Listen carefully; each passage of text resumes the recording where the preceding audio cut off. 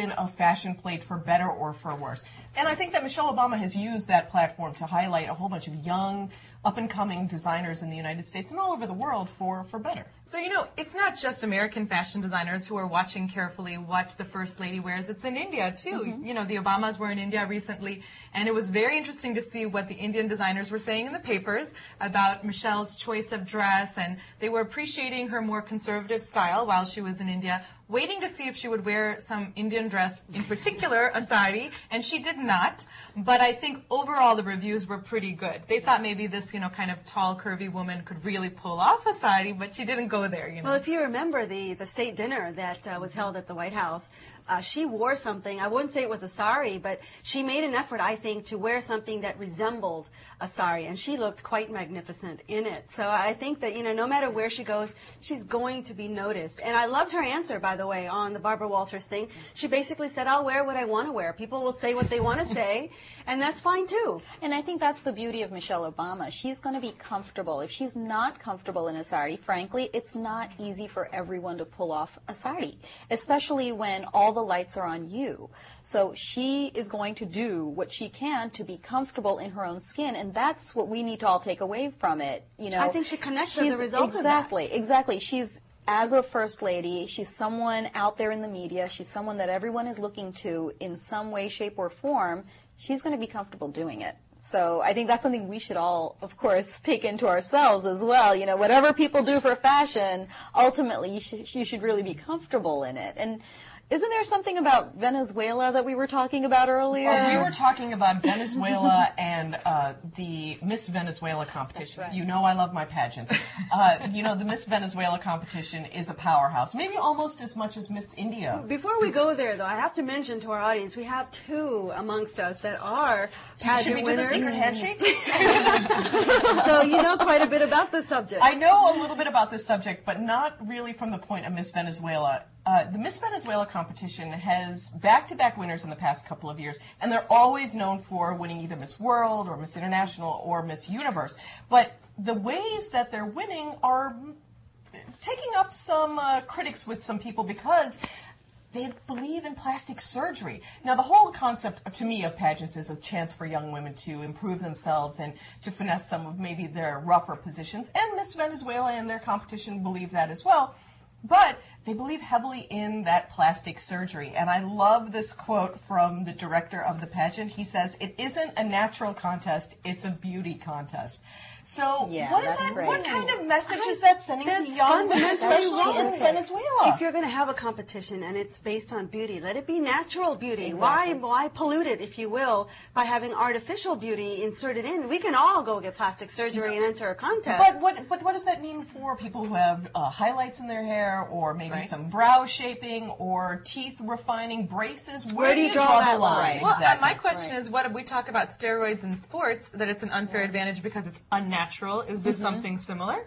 I don't know. I mean, I think if it's going to make your ability that much better, whether you're inserting silicone or you're inserting silicone into your body, I mean, there's something happening that's going to change you. If you're doing it for yourself, I mean, there's reconstructive surgery for women who lose a breast through, or both breasts sometimes, because of breast cancer. There are plastic surgeries that I think are perfectly fine to bring up your self-image to yourself. You feel like who you are when you retain your shape. But when you're doing it for the purpose of winning a pageant, or just purely for that reason, then I have to question your moral and your ethical value system. I'm on the same page with you, Aastha. I think I have nothing against plastic surgery. You know, if someone feels that they're going to feel better about themselves by changing something about themselves, and that's something they feel they need, more power to them.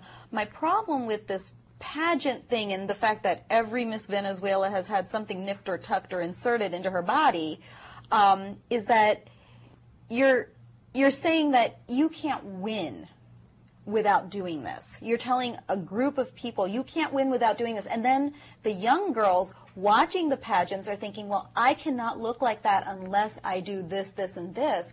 And that's changing a mentality. That's, you know, that's the Barbie syndrome that we talked about last year, about how, you know, I don't let my daughter play with Barbies because it's just not a natural But also, look, you know, I mean, that's, you're changing the way people perceive what a woman should look like. And my other problem with it, I mean, other than how women view themselves, and they're scouting women all over Venezuela to be the future Miss Venezuela.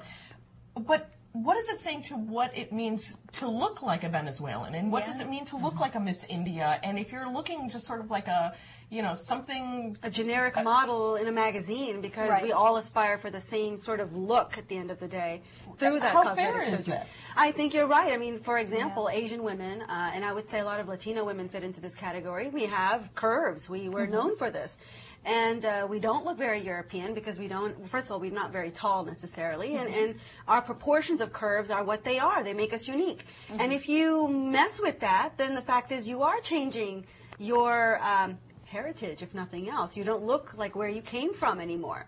And I do have a problem with that. That's a very good point. Well, and what about when people go into this competition? Don't you think they're going into it with their eyes open?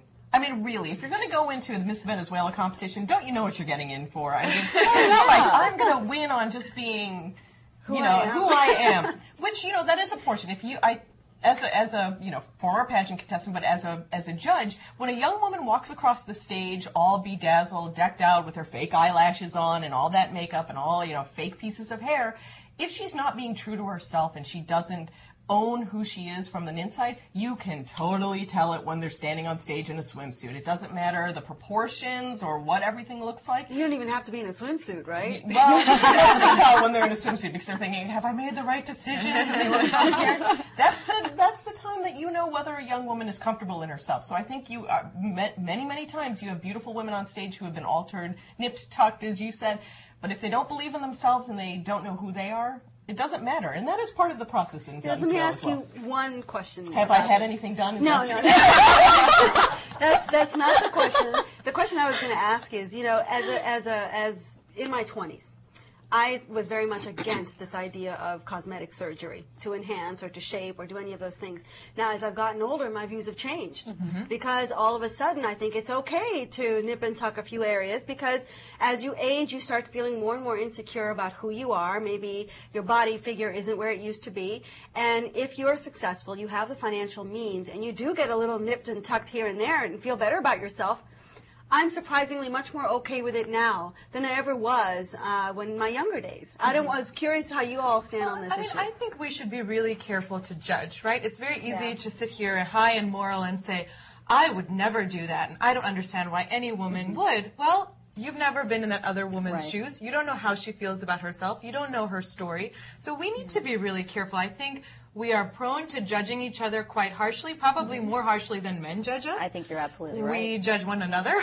So I think probably with age, we are understanding that better, too. Don't you think, Aastha? Yeah, it's funny you say that. I remember seeing this cartoon where a woman is looking in the mirror. She's a perfectly shapely woman, but the mirror projecting back to her is this awfully fat woman that she's very